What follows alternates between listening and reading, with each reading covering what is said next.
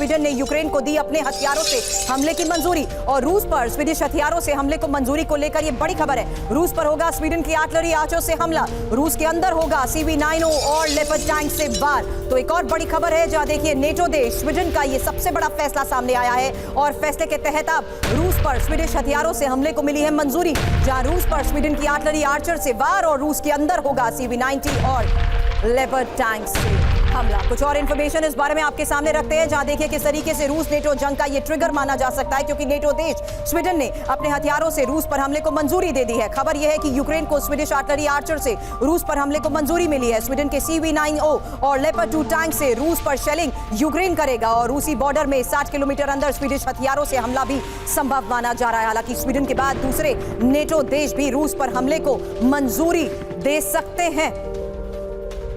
तो world war की red line के तहत ही अगली इंफॉर्मेशन आपके सामने रखते हैं इंफॉर्मेशन वॉल पर, और उसी की बात करूंगी दीपक बोरा सर आपसे सवाल, क्योंकि इंपॉर्टेंट ये है कि आखिर किस तरीके से अब ये बड़े फैसले लिए जा रहे हैं और क्या ये रूसी रेड लाइन है जिसका मतलब है भयंकर प्रतिक्रिया। इंपॉर्टेंट एक और बड़ा सवाल, क्योंकि क्या यूक्रेन को मिलने वाले F-16 रूस के अंदर हमला करेंगे, ये दूसरा बड़ा सवाल आपके सामने। और साथ ही महत्वपूर्ण ये कि क्या रूस नेटो देशों पर हमले का जवाब देगा, क्या ये नेटो वर्सेस रूस की शुरुआत है, ये बहुत इंपॉर्टेंट सवाल है। और उस लिहाज से ये समझना भी बहुत जरूरी है कि क्या हम विश्व युद्ध की ओर बढ़ रहे हैं, विश्व युद्ध की ओर क्या हम बढ़ रहे हैं या वर्ल्ड डिस्ट्रक्शन की ओर दीपक वोरा सर हम बढ़ रहे हैं, क्योंकि अब नेटो देशों का ये फैसला क्या मतलब इसका समझा जाए, क्या अब नेटो वर्सेस रूस की ये शुरुआत है।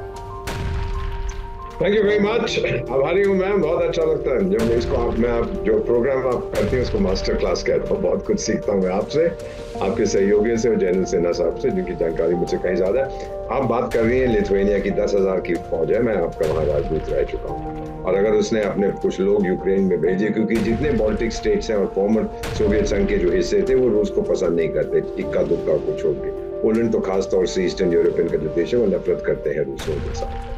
अगर उसने अपने 10,000 फौजी वहां पे या 5,000 भेज दिए, वो सब मारे जाएंगे और फिर वहां पर तख्ता पलट होगा। मैम एक चीज मैंने नोटिस किया, 2 साल पहले जब ये जंग शुरू हुआ था यूक्रेन और रूस का, तो इस्तांबुल में समझौता होने वाला था।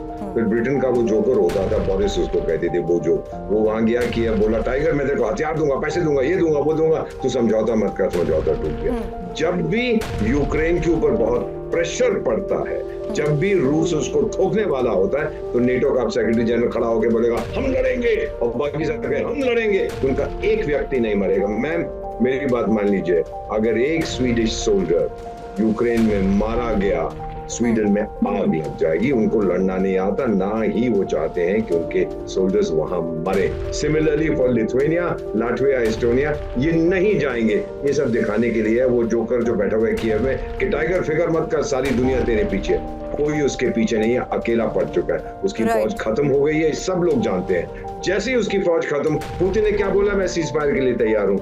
मुझे बताया गया मेरे दोस्तों ने कि जेलो ने बोला मैं भी तैयार हूँ, फिर नेटो बोला बिल्कुल नहीं, हम लड़ने आ रहे हैं, कहानी खत्म।